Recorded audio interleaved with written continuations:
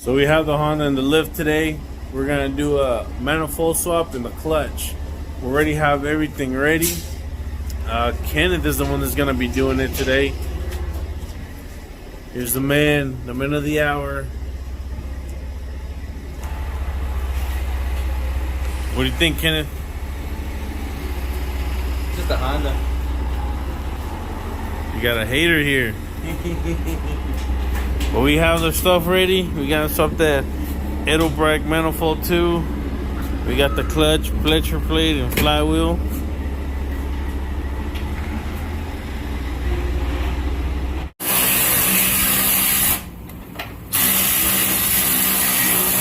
We got the engine hanging sideways.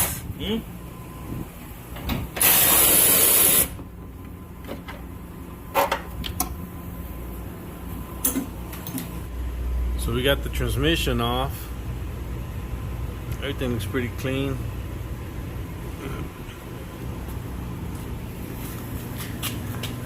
There's a transmission. And here's our old clutch right here. This is the OEM clutch. Still pretty decent, but it's old. Here's our flywheel.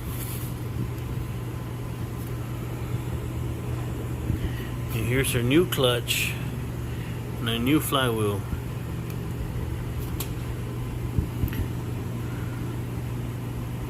We got the throttle bearing.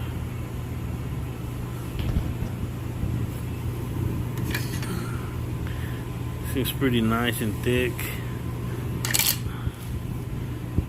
Yeah, Kenneth took the transmission down, took the clutch out like in less than 30 minutes. He is super fast. That's why he's doing it. We got the clutch in. The transmission's getting ready to go in.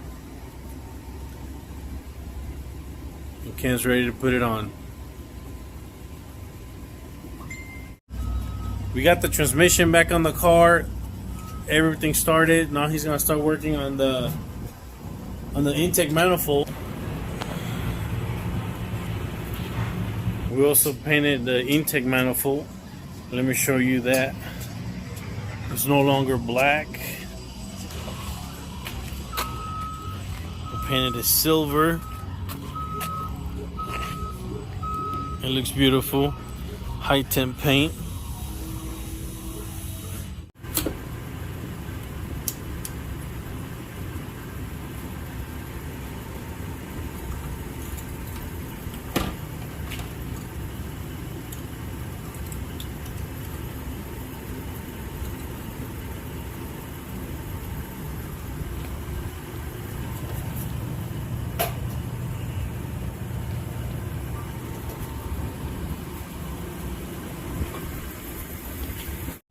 Hey man, I just did what you told me to do.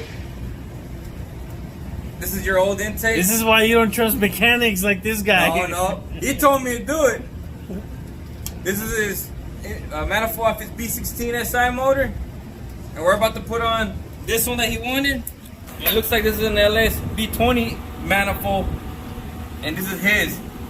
The bolt pattern is different. And where the water goes through is different. The water jacket are in two different places. And the bolt pattern, this is a straight bolt pattern. And that's not a straight bolt pattern. Oh, going back with the Skunk 2. I like the Skunk 2 more anyways. This guy's crazy using American bullshit on a Japanese motor.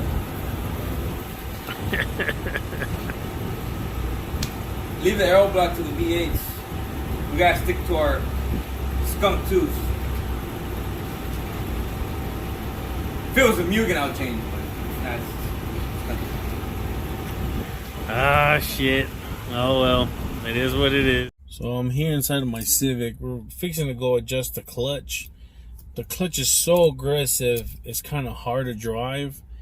And it's a little weird, so we're gonna just go in the pedal and adjust the little clutch itself, because it is just so aggressive. And this is my daily driver, and it is just hard to drive it because of how aggressive the clutch is. It kind of just wants to take off. Once you let off, it kind of wants to go. It's fine if you're speeding all the time, but we're not. And it just kind of, it just takes off. It just wants to squeal the tires everywhere you go. So I'm going to show you guys how to adjust that bottom piece. And yeah. So if you guys look right here where your clutch is, you see that rod? There's a 12mm bolt back there. You're going to take loose, and then you just start spinning it around. And alright, so I adjusted my clutch. I made it to where it was a little, all the way to the bottom, just so it could be a little bit more drivable. Let's see. Oh, I left the keys.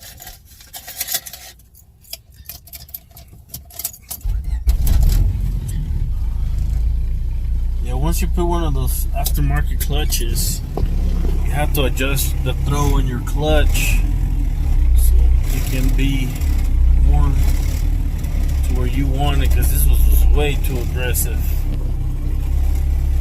I think this one's pretty good right now.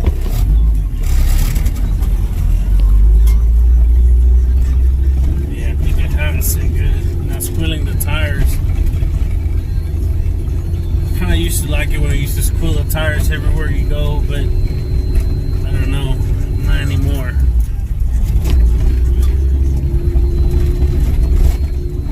But it still grips.